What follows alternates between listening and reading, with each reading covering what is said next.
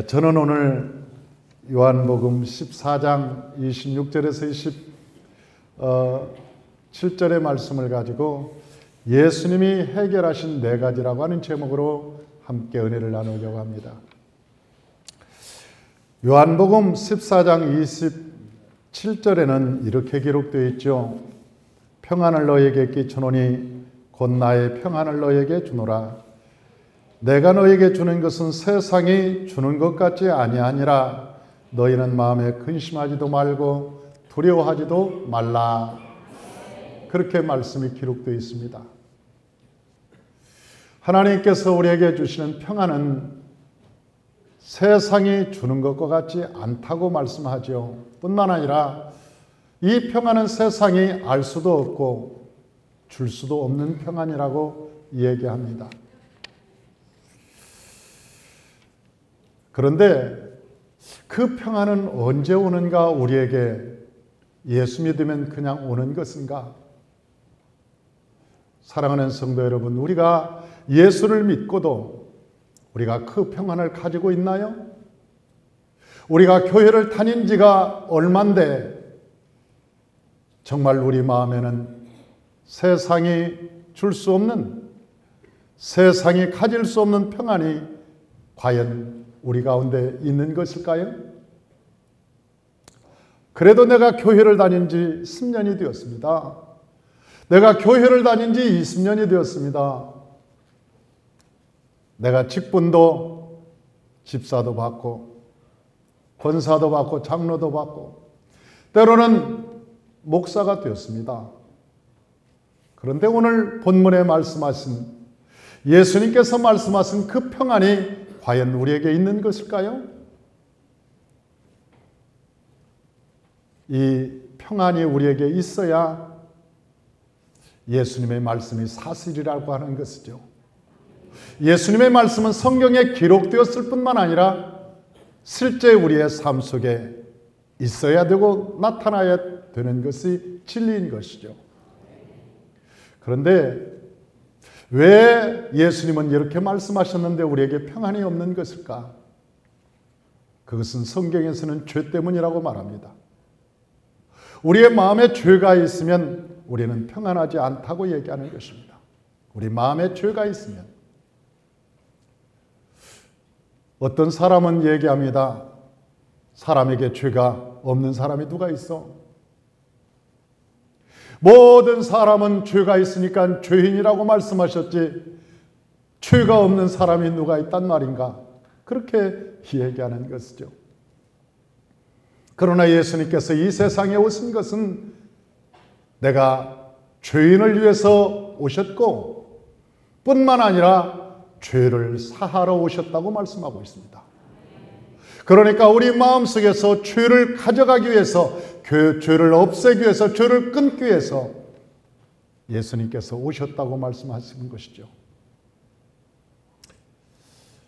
물론 예수 믿으면서도 왜 당신은 마음에 평안함이 없습니까? 물어보면 돈이 없어서요. 그렇게 대답하는 사람도 있습니다.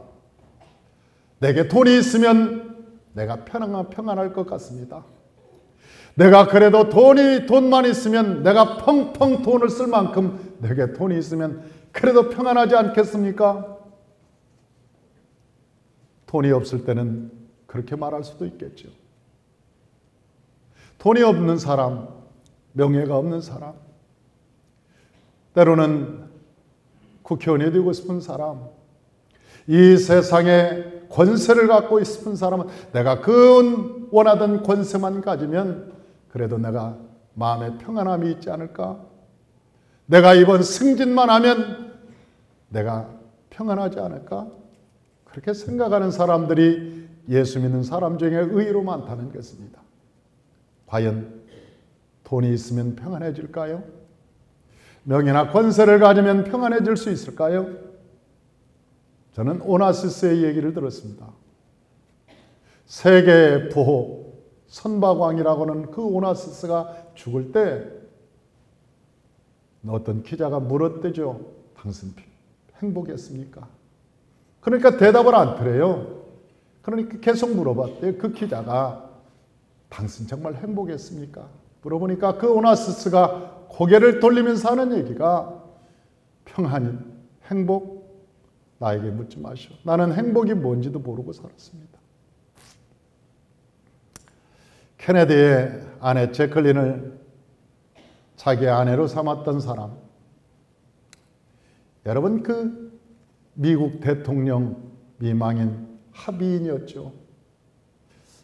그리고 돈이 있으니까 제클린을 자기 아내로 삼고 자기가 하고 싶은 일을 이 세상에서 다 했던 그 사람. 그런데 죽을 때 물어보니까 행복이란 말 나한테 묻지도 말으라고. 아니, 돈이 있어서 행복해질 것 같으면 그 사람이 행복해야죠. 여러분, 돈이 있는 사람들한테 물어보십시오. 행복한지. 명예 권세를 가진 사람들한테 물어보십시오. 평안한지. 세상이 줄 수 없는 평안은 돈으로, 명예로, 권세로 되어지는 것이 아닙니다. 여러분, 진정한 평안, 진정한 자유는 하나님께서 우리의 허물과 죄를 사해 주심으로 우리가 죄를 사함받은 우리가 진정한 자유, 평안, 기쁨을 누릴 수가 있는 것입니다. 그런데 이 죄가 성경에 보니까 4가지로 정리되어 있습니다. 어떤 사람들은 죄, 그러면 이 세상에 술 먹고 담배 피고 사기치고 음란하고 살인하고 이런 것들을 다 죄라고 얘기하죠. 근데 갈라디아서 5장에 보니까 그게 죄라고 말하고 있지 않습니다.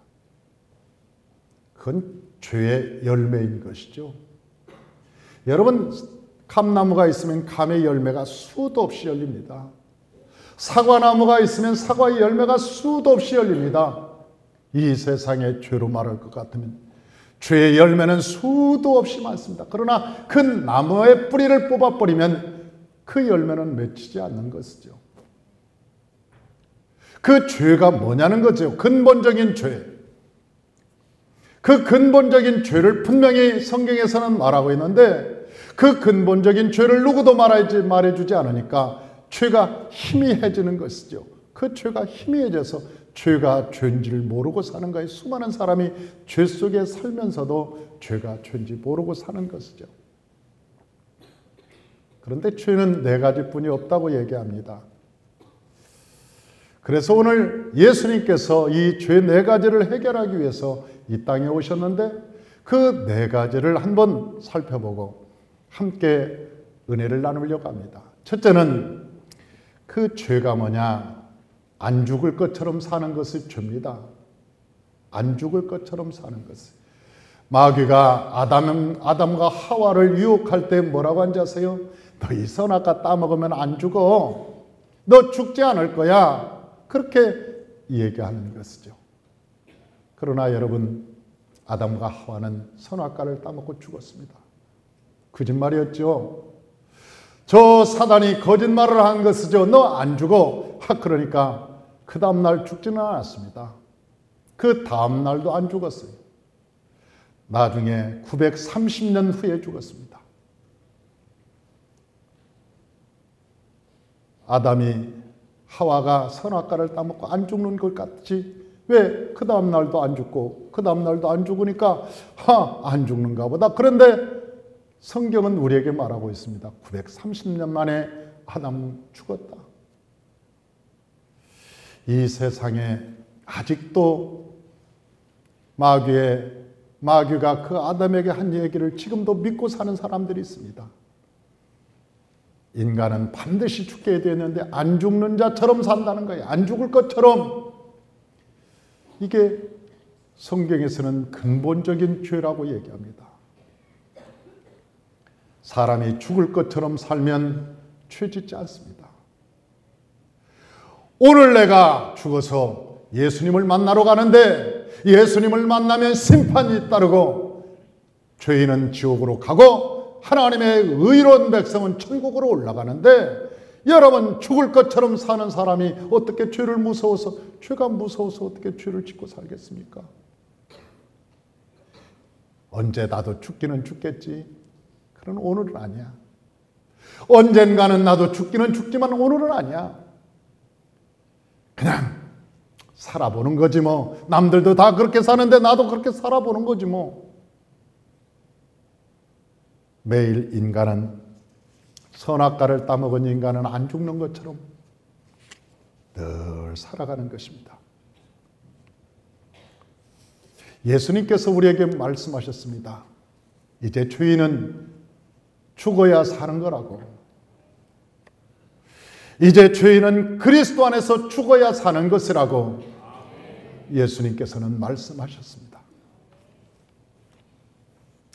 고린도후서 7장 3절에 보니까 내가 정죄하려고 이 말을 하는 것이 아니라 이전에 말하였거니와 너희로 우리 마음에 있어 함께 죽고 함께 살고자 함이라 그랬습니다. 예수 그리스도와 함께 죽어야 너희가 그리스도와 함께 부활의 몸으로 함께 살 것이니라. 갈라디아서 2장 20절 우리 주보를 보고 한번 같이 읽어보십시다. 내가 그리스도와 함께 십자가에 못 박혔나니 그런즉 이제는 내가 산 것이 아니요 오직 내 안에 그리스도께서 사신 것이라. 이제 내가 육체 가운데 사는 것은 나를 사랑하사 나를 위하여 자기 몸을 버리신 하나님의 아들을 믿는 믿음 안에서 사는 것이라. 할렐루야.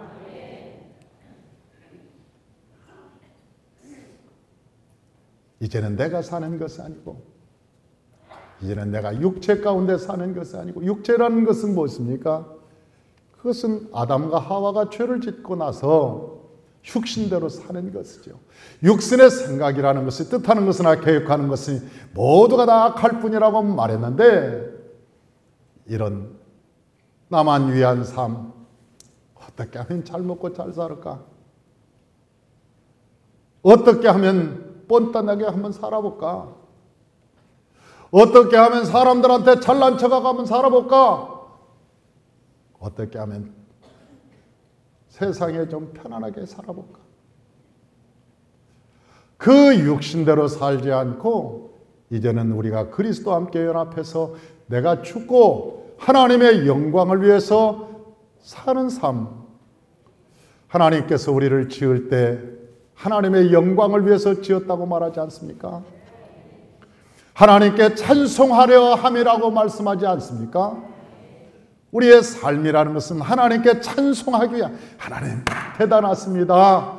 하나님 대단하십니다. 하나님은 위대하십니다. 내가 인생을 살아보니까 내 힘대로는 안 돼도 주님께서 나와 함께 하심으로 내가 이 세상을 기쁘게 살아갈 수 있습니다. 감사하게 살아갈 수 있습니다.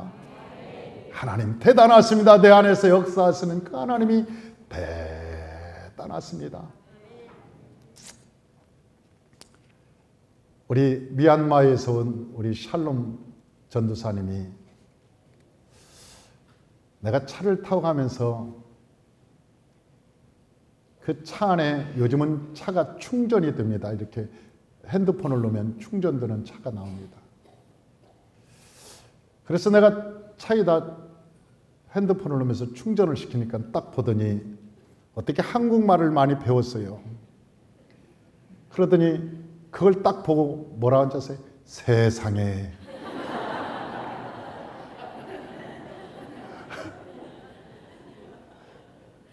아니 그걸 보더니 하는 얘기가 세상에. 그러면서 대단하네.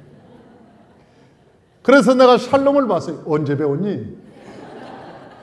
그 세상이라는 단어를 언제 배웠어? 그리고 내가 세상에 너도 그 다 말을 한국말을 다 배웠구나. 세상에. 나도 세상에 그래.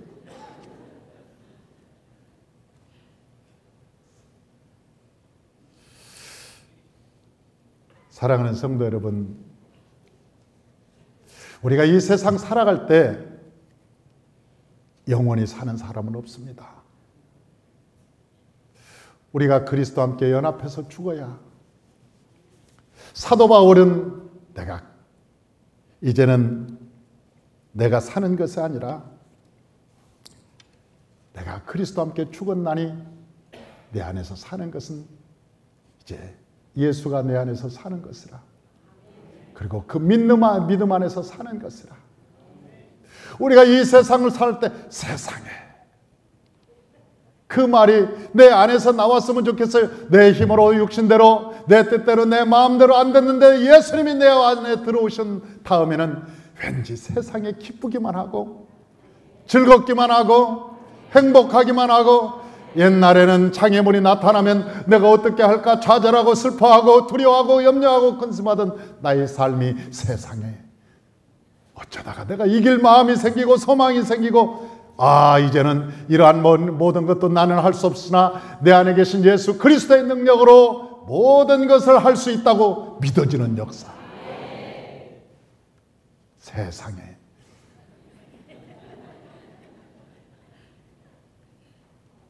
그런 역사가 우리 안에 있잖아요. 우리 안에. 내가 그리스도와 함께 죽으면 그리스도께서 나를 통해서 역사합니다. 니고데모가 예수님을 만났을 때 이걸 몰랐습니다.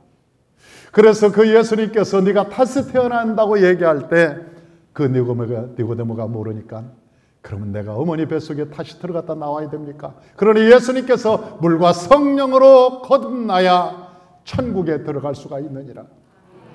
물과 성령으로 거듭나야.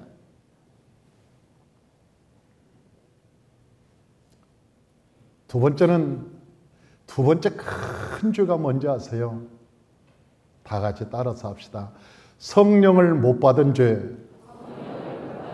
성령을 못 받은 죄. 성령을 받지 못한 죄가 그렇게 큰 죄입니다. 어떤 사람들은 무슨 성령 못 받은 게 무슨 그렇게 큰 죄입니까? 아니, 큰 죄 중에 원죄 중에 하나입니다. 왜 그런지 아세요? 마귀란 놈이 아담과 하와를 유혹할 때 뭐라고 그랬어요? 이 선악과 따먹으면 네 눈이 밝아질 거야. 네 눈이 밝아질 거야. 그랬는데 밝아진 게 아니라 눈이 어두워져 버리고 말았습니다. 육신의 눈이 되어버리고 영적인 눈이 어두워져 버리고 말았습니다.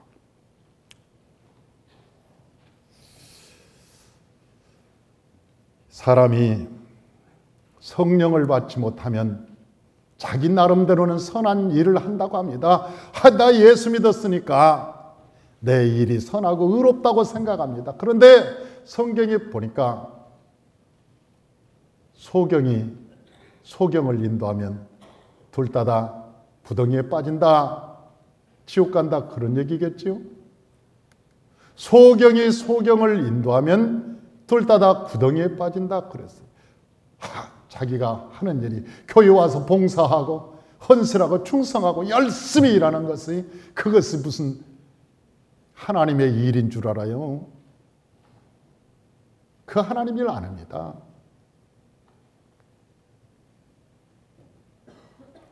요한복음에는 분명하게 나와 있습니다. 하나님의 일이 예수를 아는 것이라고. 하나님의 일을 어떻게 해야 됩니까? 하나님의 일을 어떻게 해야 됩니까? 하나님 교회에 나와서 봉사하고 헌신하고 충성하는 것이 하나님의 일이라고 하지 않고, 성경에서는 하나님의 일은 예수를 아는 것이다. 예수를 알아야 그것이 하나님의 일이다. 다시 말하면 그때부터 시작된다는 것이죠. 하나님의 일이 그때부터 시작된다는 거예요. 그러니 먼저 그 나라와 그 일을 구하라. 그러니까 어떤 사람들은, 수많은 목회자들이 하나님 일을 하십시오. 그 나라 교회 일을 열심히 하면 하나님이 복을 줄 겁니다. 모든 것을 해결해 줄 겁니다. 그러다 망한 사람이 한둘이 아닙니까? 반절은 맞고 반절은 틀린 거죠. 여러분, 그 의는 어디 있습니까? 성경에서 말한 그 의라는 것은 무엇입니까?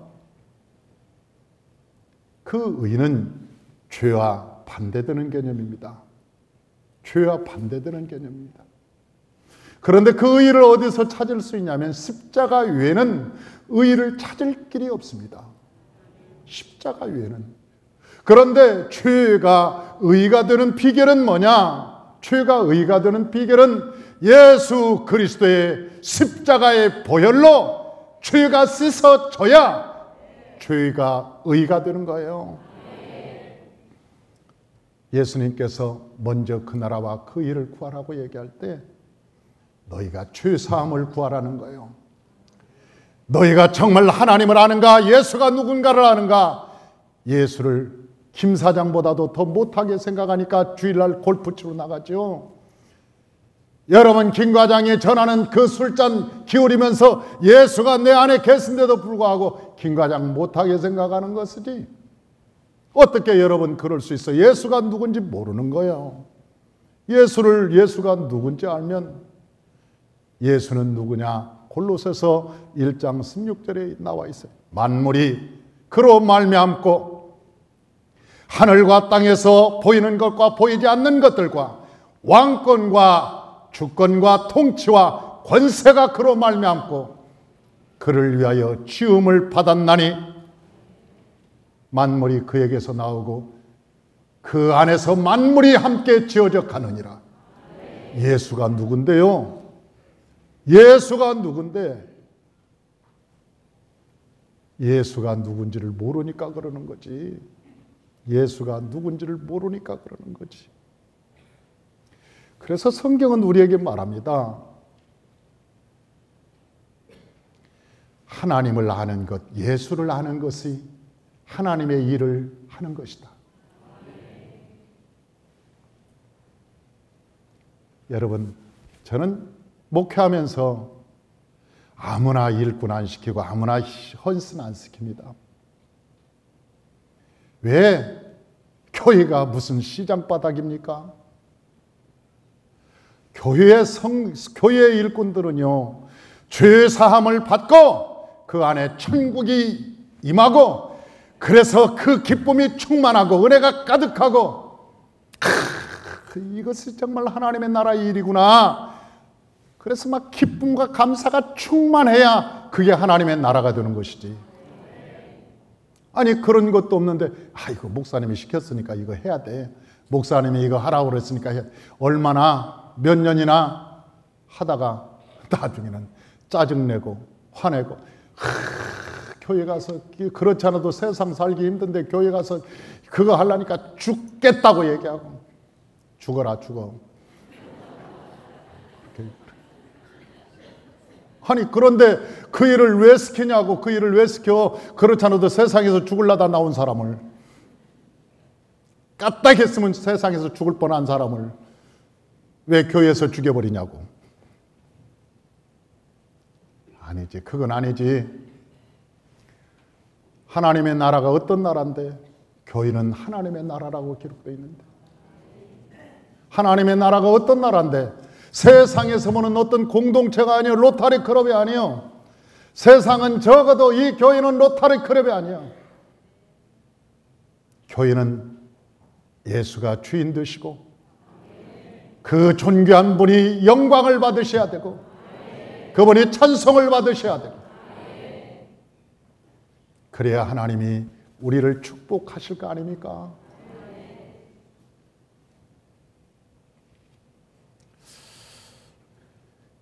사람이 왜 눈이 어두워진지 아세요? 아담과 하와가 선악과 따먹고 그 마귀에게 속아서 눈이 어두워진 거예요. 이 선악과 따면 네 눈이 밝아질 거야. 밝아지기는 뭐가 밝아졌어? 악한 눈만 밝아지, 선악의 눈만 밝아진 거예요. 안 빠져. 그런데 에베소서 1장 16절에서 19절을 이하를 보니까 하나님께서 우리에게 뭐라고 말씀하셨느냐? 하나님께서 지혜와 계시의 영을 너희에게 주사 하나님을 알게 하시고 그 마음의 눈을 밝히사 성도의 부르심이 무엇인가를 깨닫게 되고 그 마음의 눈이 밝아진다는 거예요. 눈이 밝아, 영적인 눈이 밝아진다는 거예요. 뭘 할 때? 성령이 주시는 지혜와 계시의 영을 받아야. 누가복음 4장 18절에 하나님께서 우리에게 뭐라고 말씀하셨느냐? 주의 성령이 내게 임하였으니 이는 가난한 자에게 복음을 전하게 하시려고 내게 기름을 부으사 포로된 자에게 자유를, 눈먼 자를 다시 보게 하기 위함이다. 눈먼 자를 다시 보게 하기 위해서 예수님께서 성령의 기름을 부으셨다.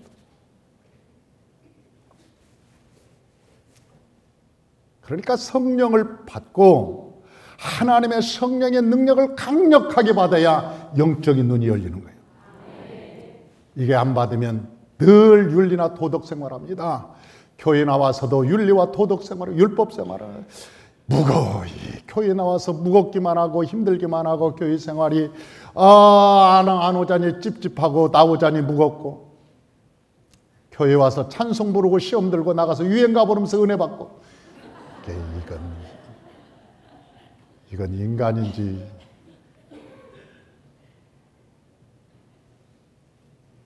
아니 그럴 수밖에 없는 거예요. 우리가 영적인 눈이 안 떠서 예수가 누군지를 모르는데 안 되는 거죠. 그래서 하나님께서 우리에게 뭐라고 말씀하시느냐? 너희가 가장 큰 죄가 뭐냐? 성령 못 받은 죄다. 성령 받아라. 성령 받아라. 구원받지 못한 사람에게 하나님께서는 예수를 우리에게 주셨습니다. 하나님이 세상을 이처럼 사랑하사 독생자를 주셨으니 이는 누구든지 멸망치 않고 영생을 얻게 하려니라. 하나님께서 예수 믿게 해서 영생을 주려고 예수를 이 땅에 보내셨는데, 우리가 예수님께서 이 세상에 가시면서 우리에게 최고 큰 선물을 주셨어. 하나님이 예수를 주신 것처럼 예수님도 이 땅에 가장 큰 선물을 주셨는데 그것이 성령이요. 내가 너희를 죽기까지 사랑해서 성령을 준다고 그랬잖아요. 성령을 준다. 그러니 저와 여러분들이 하나님의 성령으로 충만함을 받으면 여러분 문제가 보이지 않고 문제 위에 차정해 계신 문제 해결자이신 예수님이 보이는 거예요. 그래서 우리는 두려워하지 않는 것입니다. 세상을 살아갈 때 염려하지 않는 거예요. 우리가 세상을 살아갈 때 담대하게 살아갈 수 있는 것은 예수가 누군가를 알기 때문에 그렇습니다. 할렐루야. 세 번째는 세 번째 큰 죄는 뭐냐? 우리가 하나님의 자리에 올라가는 거예요. 하나님같이 되는 거. 3장 5절에 보니까 사단은 찾아와서 다음과 같이 얘기합니다. 다 같이 3장 5절 다 같이 읽어봅니다. 너희가 그것을 먹는 날에는 너희 눈이 밝아서 하나님같이 되어 선악을 알 줄을 하나님이 아십니다. 너희 눈이 밝아지고 또 하나님같이 되어서. 인간은 자기가 다 하나님같이 되기를 원하는 거예요. 나는 사람들이 이거 맛있어 먹어봐. 내가 그거 골라준 거 먹고 별로 맛있어 본 적이 없어요. 내 입맛이 다른 거지. 오늘 아침에도 싸울 뻔했어요. 먹어보라는 거예요. 먹어보라. 나는 보기도 싫은데 먹어보라. 내가 처음에는 좋게 말했어요. 괜찮다고. 당신이나 많이 먹으라고. 굉장히 부드러운 말로 양보하고. 괜찮아요. 그런데 계속 고집을 부리잖아요. 먹어보라.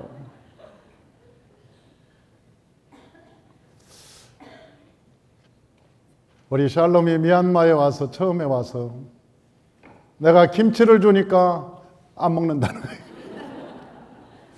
그래서 왜 안 먹냐? 이 맛있는 김치를 왜 안 먹냐 그랬더니 냄새가 지독하다는 거예요. 여러분, 미국 사람들한테 된장 먹여보십시오. 질겁을 합니다. 된장 먹이면. 이 썩은 걸 왜 먹냐고. 미국 사람들은요, 햄버거나 아니면 고기를 금방 살코기를 탁탁탁탁 해가지고, 그런데 한국 사람들은 다 썩혀서 먹어. 간장도 된장도 막. 그건 뭐 그러면서 꼭 하는 얘기가 있어. 이거 10년 된 거라고. 그걸 먹고 그냥 좋다고. 사람이 입맛이 다르고 생각이 달라. 어떤 사람들은 그 김집사 이상해. 그런데 어떤 사람들은 김집사가 좋다는 거예요. 야, 김집사가 진짜 사람이 괜찮아. 그런데 어떤 사람은 자기 입맛에 한번 김집사는 뭐가 어떻고 뭐가 어떻고 나쁘다는 거예요. 다 자기 입맛이지. 다 자기의 생각이 다른 거죠. 사람이 선악의 모든 기준이 자기가 성장 과정에 있습니다. 자기 문화에 있습니다. 자기 배운 지식에 있습니다. 많은 사람들이 판단할 때 그 판단이 정확히 맞는 것도 아니에요. 자기가 경험한 것에 의해서 아니면 지금까지 가진 지식에 의해서 사람들을 판단하고 정죄하는 거예요. 다 자기중심적으로 하는 거지. 내중심적으로. 그래서 하나님께서 우리에게 뭐라고 말씀하셨냐면 옳고 그런 것의 정확한 기준은 하나님 이외에는 없다는 거예요. 그래서 네가 사람을 보고 판단하는 것도 큰 원죄 중에 하나다. 그런데 사람이 분노가 어디에서 일어나느냐? 사람이 판단하는 데서부터 일어나기 시작합니다. 저건 틀려, 저건 맞아. 그러는 순간부터 마음에 분노, 미움들이 생겨나기 시작합니다. 하나님 자리에 도대체 내려올 생각을 안 합니다. 내가 하나님 되고 싶다는 거지, 내 생각에 맞다는 거지. 어떤 사람은 대통령이 자기가 원하는 대통령이 안 됐다고 이민을 가고 싶대요. 그래서 내가 가라고 그랬어요. 빨리 당신은 가는 게 낫다고. 선거 때가 되면 교회에서 왜 이 사람 찍어라 저 사람 찍어라 그럽니까? 하나님이 알아서 하실 일이지. 그러잖아요. 하나님께서 이 선거 때가 되면 나는 하나님 은혜를 엄청 받습니다. 왜? 결과를 보면은요, 20대 80으로 진 역사가 없어요. 어느 한 편이 20이고 어느 한 편이 80인 적이 없다고. 기껏 해봐야 48대 52, 49대 51. 그것도 간신간신 하나님께서 전 백성의 마음의 비율을 어떻게 하면 그 1%, 2%에 맞출. 사람이 맞췄으면 빵대 100일 거예요. 아니면 90대 10으로 맞춰버리든지. 하나님이 사람들의 마음을 다 다스려서 정권을 잡은 사람에게도 너 교만하지 마라. 너를 반대하는 사람들이 50% 가까이 된다. 떨어진 사람에게도 낙심하지 말고 더 열심히 해봐라. 다음에는 네가 기회가 될 수도 있지 않니? 그러면서 여러분, 진 사람이나 이긴 사람이나 하나님께서 주는 교훈이 다 다른 거죠. 만약 내가 지지하던 그 대통령이 안 되면 저는 그래요. 회개의 예물을 하나님께 딱 드리면서 하나님께 기도하기를, 하나님, 내가 주님하고 마음을 못 맞췄습니다. 주님은 이 사람을 선택했는데 내가 주님하고 마음을 못 맞춰서 죄송합니다. 회개의 예물을 여호와께 드립니다. 그리고 여러분, 회개의 예물을 드리면 되고, 내가 원하던 사람이 되면 감사의 예물을 드려서 하나님, 주님하고 나하고 어쩐 일인지 이번에는 딱 맞았습니다. 정말 감사합니다. 그리고 감사의 예물 드리면 되는 거지. 그리고 자기가 민 사람이 안 됐다고 그냥 나라를 떠나네. 그 사람 퇴직을 직을 다 마칠 때까지 욕을 바가지로 하고, 저 인간은 언제나 내려오냐고 얘기하고, TV 볼 때마다 침 튀기고. 지가 하나님인 거지. 지가 하나님인 거지. 언제부터 정치 전문가가 됐든 역사를 보내죠. 역사를 보내죠. 하나님처럼 살려고 하는 인간의 교만함, 그것이 성경적으로는 죄의 산본이라고 해요. 그것 때문에 죄가 일어나. 네 마음의 원망 불평도 거기 때문에 일어나. 네가 하나님의 자리에 올라가서 안 내려오는 통에 당을 짓는 거야. 모든 죄의 근 산본이 거기에 있는 거예요. 옆에 분한테 얘기해봐. 그 자리에서 내려옵시다.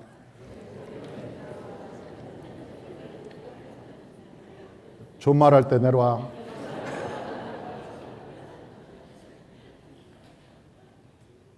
여러분 그 자리에서 내려와야 돼.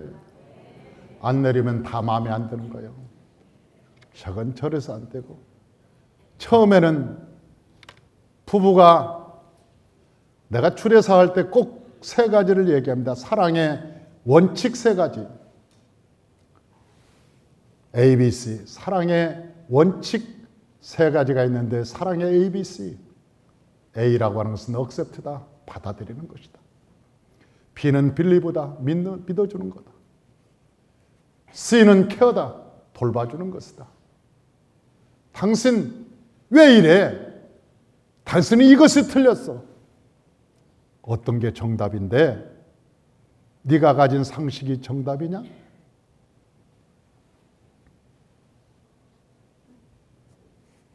어느 가정에 그 살다가 이혼한 가정이 있었습니다.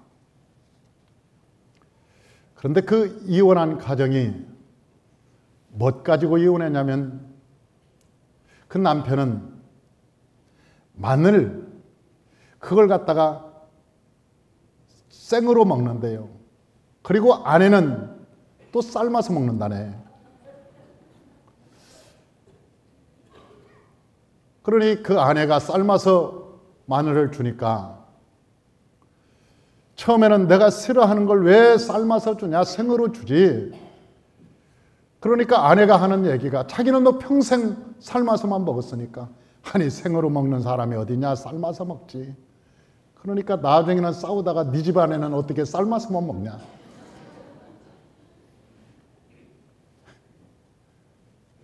그리고 또 한 사람은 어떻게 네 집 아내는 생으로만 먹냐? 이 야만인처럼. 그래가지고 법정에 갔습니다. 아내가 재판관한테 물어봤대잖아요. 재판관 집은 삶아서 먹습니까? 생으로 먹습니까?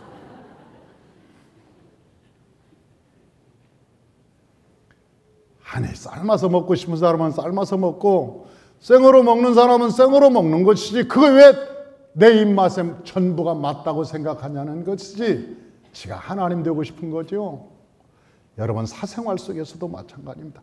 우리 교회 생활만 아니고 부부의 생활도 우리의 자녀의 문제도 모든 문제도 여러분 우리가 인생을 살아갈 때 하나님 자리에 올라서 내가 정답이라고 할 때 그것은 그 집안은 지옥입니다. 지옥입니다. 우리 아이가 고3 때 제가 새벽 예배 갔다 오면 안 일어나요. 고3짜리가. 제 성격 같으면 옛날 성격 같으면 발로 베개 찹니다. 일단 차고 일어나 임마. 너 뭐가 되려고 안 일어나냐 뭐 이럴 거예요. 제가 딱 개방에 서서 찬송을 부릅니다. 내가 매일 기쁘게 술래길 행함은 주의 팔이 나를 안보하미요. 그러면 걔가 1절 부를 때 눈을 실눈을 떠요.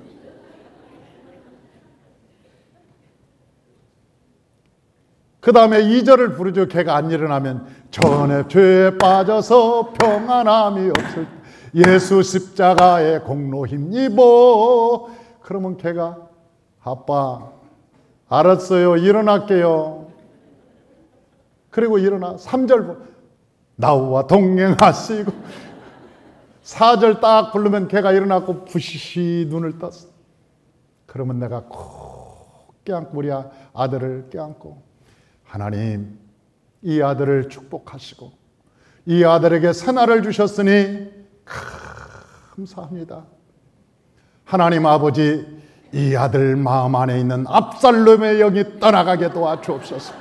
이 압살롬의 영이 떠나가게 하여 주옵소서. 한참 기도하면 그 아이가 그런다고. 아빠 압살롬의 영이 떠나갔으니까 이제 그만하세요. 그러면 내가 그 기도를 계속해. 아니야, 조금만 더 해야 돼. 압살롬 형이 좀 떠나가야 돼. 하나님 아버지, 압살롬 형이 떠나가게 하여 주옵소서. 막 떠나가. 아빠, 진짜 떠나갔다니까요. 그러면 내가 그래. 이게 압살롬의 형이야, 이놈아.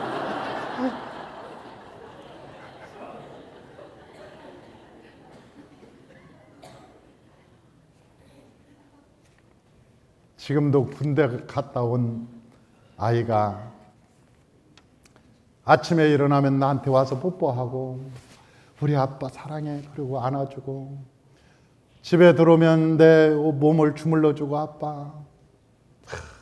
만약 내가 내 생각대로 내가 아버지니까 내가 자식이라고 생각하고 막 그따위로 살아. 너 가서 연탄 배달해놔 이런. 이렇게 커서 너 뭐가 되려고 그러냐. 만약 내가 그렇게 키웠다면 그놈 나하고 잘 안 보려고 합니다. 자식이니까 하겠지. 아빠 안녕하세요. 별일 없어요? 끝.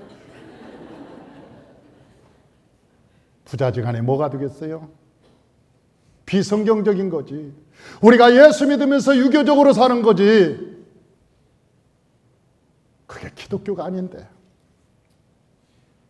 어떻게 하든지 자리만 있으면 하나님 자리에 올라가려고 내 마음대로 하고 싶어서 자식도 마누라도 내 모든 것도 내 마음대로 하고 싶어서 여러분 그러면 안 되는 거지. 그건 기독교인이 아니지.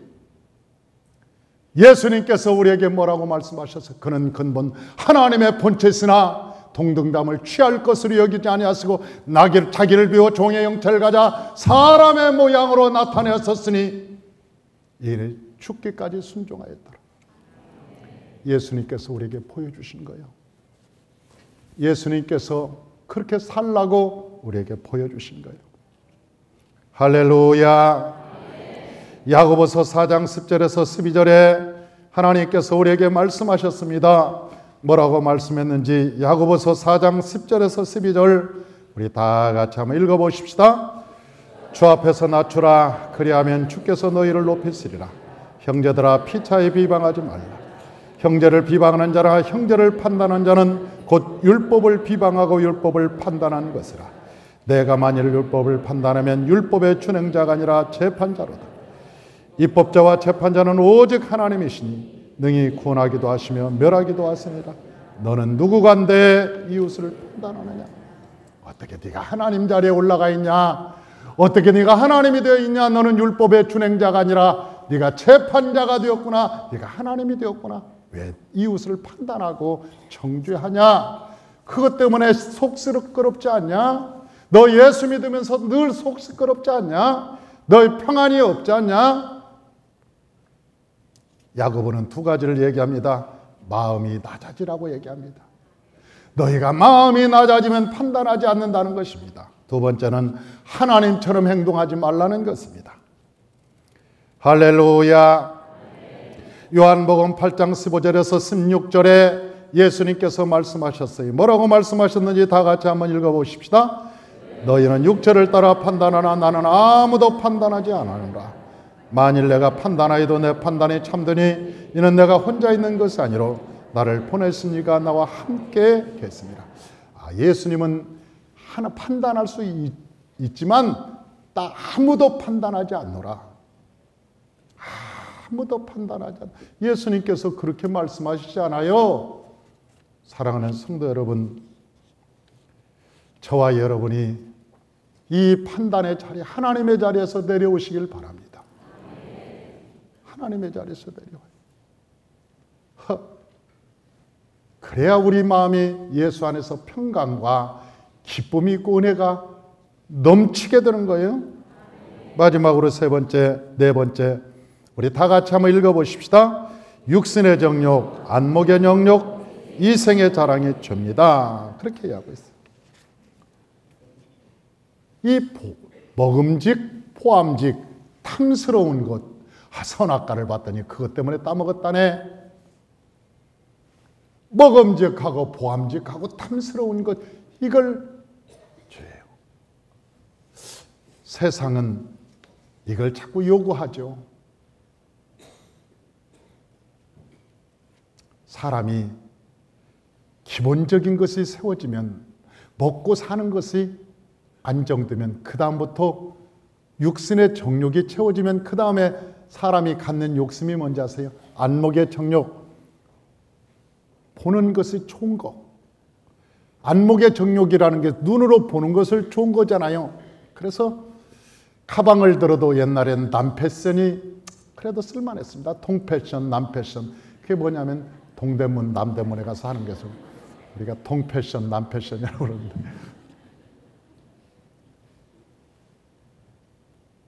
그냥 그거 들고 다녔습니다. 그거 뭐 그렇게 옛날에 옷을 사도 그냥 뭐 동패션, 남패션 해도 뭐 그대로 입고 다녔습니다. 그런데 살만하고 수준이 좀 높아지면 거기가 좀 뭐가 쓰여 있는 거, 샤넬, 뭐 구찌, 그걸 짜가라도, 그게 요즘 짜가로 나온 거 있잖아요. 그거라도 들고 싶어 하는 거예요. 중국에서 우리 어느 성도님이 나한테 롤렉스 시계를 하나 사다 줬습니다. 야, 롤렉스 시계 차니까 정말 기분이 좋더라고. 그런데 나중에 주면서 하는 얘기가, 목사님, 진짜는 아닙니다. 중국에서 사온 건데 다음에는 진짜를 꼭 사들 테니까 차고 다니십시오. 어느 날 그걸 차고 상가집에 딱 갔는데 내 친구가 딱 그걸 보더니, 와, 이 목사 롤렉스네, 한번 나 차봐도 될까? 그럼 차봐도 되지. 그래서 야, 좋다. 야, 그래서 내가 그랬어요. 차봐도 되는 게 아니라 가져도 좋다.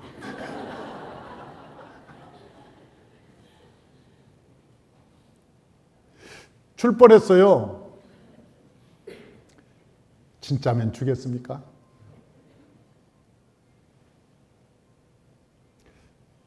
진짜하고 짜가는 언제 오는 분별하나요? 비 오는 날 표가 난답니다.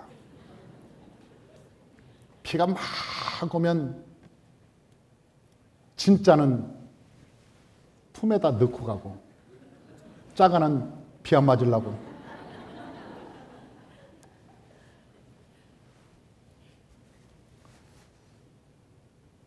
사람이 기본이 잡히면요, 자꾸 눈에 보기 좋은 거, 자꾸 눈에 보기 좋은 걸 찾아요. 그걸 안목의 정욕이라고 얘기합니다. 그 다음에 그걸 들고 이생의 자랑이라는 것은 그걸 자랑하려고. 자랑할 사람이 없으면 별로 필요가 없는 거예요. 그 자랑 들고 동창회 때, 연말 연시 때 내가 동창들 만나면 한번 이거 들고 가야지, 그 자랑하고 싶어서. 그런데 참 어리석은 것이 10사람 있는데 그걸 자랑하면, 야, 사람들이 당신 대단해, 참 좋다, 그런 게 아니에요. 사람이 있을 때는 뭐 그런 말을 할 수도 있겠죠. 그런데 돌아가면서 8사람은 똑같이 얘기합니다. 더럽게 자랑하네. 옛날에 학교 다닐 때는 공부도 더럽게 못한 것이 어떻게 팔자는 펴가지고 저게 자랑, 자기는 자랑하는데 욕하는 사람이 8사람은 됩니다. 자랑하는 거 좋아하는 사람이 없어요. 그래서 한국말에 사촌 논사하면 배 아프다고 그러잖아요. 요즘은 배 아픈 게 아니라 설사한대요.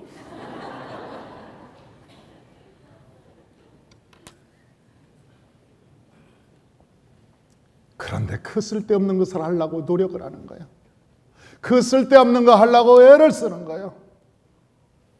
사람이 내 단점 얘기할 때는 친구들이 많아지지만 자기 자랑하기 시작하면 친구들 다 없어지는 거예요. 마귀가 우리한테 얘기하는 거예요. 안목의 정욕, 육신의 정욕, 안목의 정욕, 이생의 자랑 가지고 너 살아라. 불행한 거죠. 불행한 거예요. 사랑하는 성도 여러분, 저와 여러분들 인생을 살아갈 때 나는 그랬습니다.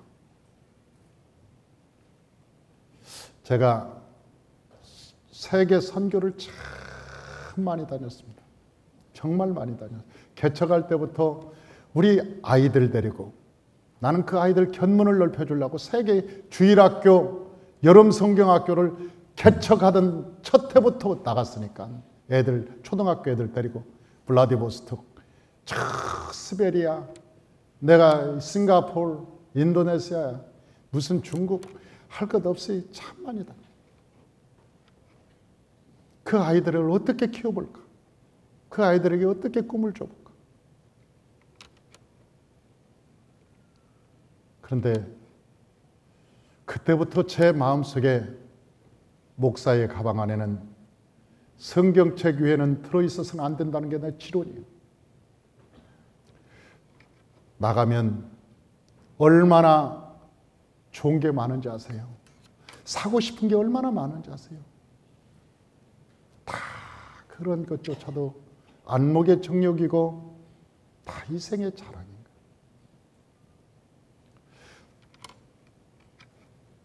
수없이 세계를 다니면서 얼마나 많은 좋은 물건들을 받겠습니까?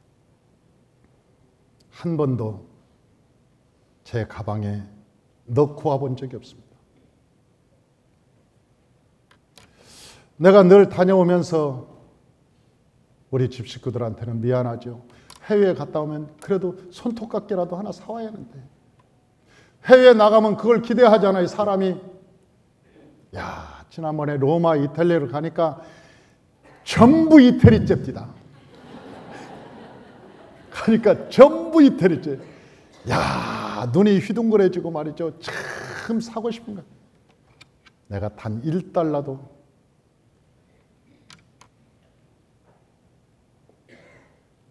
그것에 다 사람이 그 욕심이 나는 거예요. 지난번에 그 터키를 갔더니요. 터키에 양가죽으로 된 이 옷들이 가볍고 속에 내피가 털이고 그 터키 사람들은 또 등치도 크고 그런 내가 딱 입어보니까 그 코스에 꼭 가는 데가 있어요. 그런 쇼핑센터가. 가서 보니까 딱 가니까 길이도 딱 맞아. 아주 맞춤이야. 그거 가져오면 한국에서요. 야, 겨울에 따뜻할 내 거울을 한번 봤더니 딱 맞아.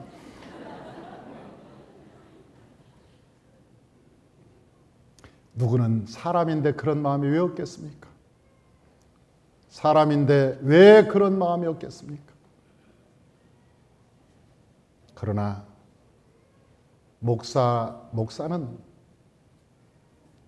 여러분 늘 가방 안에 성경책 위에는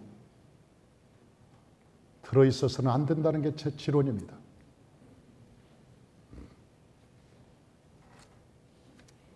사람이 그것 때문에 타락하는 거예요. 그것 때문에 죄를 짓는 거예요. 그것 때문에 사람이 어리석어지는 거예요. 그거 있어도 그만 없어도 그만. 그것이 그렇게 중요한 것이 아닌데 본질을 놓치는 것이죠.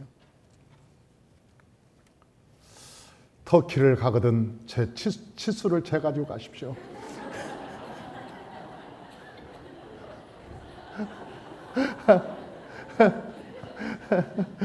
알아듣는 사람만 들어.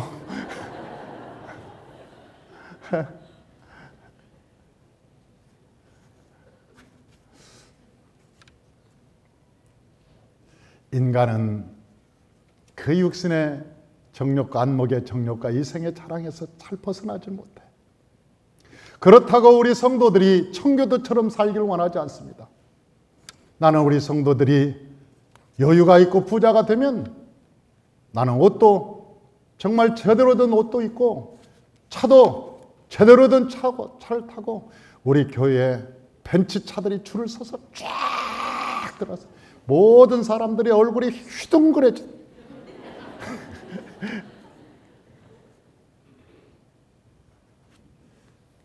저는 여러분들이 기본은 세우라는 거예요.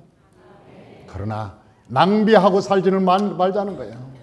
우리가 사치하지 말자는 것이지 여러분 기본적인 것을 다 무시하지는 말자는 거죠. 그러면 여러분 세상 사람들은 다 좋은 차 타는데 예수 믿는 사람들은 티코 타고 다녀야 돼? 그건 아니지. 적어도 그건 아니지. 예수 믿는 사람들도 하나님이 복을 받았으면 여러분 누리고 사는 것도 여호와의 축복이에요. 누리고 사는 것도 여호와의 축복. 그러나 우리가 너무 사치하고 당치도 않는 일들을 하지 말자는 거지. 사랑하는 성도 여러분, 저와 여러분, 성경에서는 매우 정확하게 얘기합니다. 죄 네 가지가 있다고. 첫째는 영원히 살 것처럼 살으라고 마귀는 오늘도 얘기한다는 거예요. 두 번째, 성령 안 받아도 된다는 거예요. 교회 나오면 되지 무슨 성령까지 받아야, 그러면서 대충 믿으라는 거지, 대충. 세 번째는 네가 하나님 자리에 올라서 네가 다 판단하라는 거예요. 네 번째는 육신의 정욕, 기도도 너 축복 위해서 해라. 병 낫기 위해서 해라. 이건 아니지. 이건 기독교인 아닌지. 그래도 남을 위해서 금식하고 남을 위해서 철야도 하고 영혼을 위해서 부침개도 좀 부칠 줄 알고 나가서 뺨을 맞더라도 전도하고. 여러분, 그게 그리스도인이지. 저와 여러분들이 그리스도인으로 살아가시기를 주의 이름으로 축원합니다. 할렐루야. 기도하겠습니다.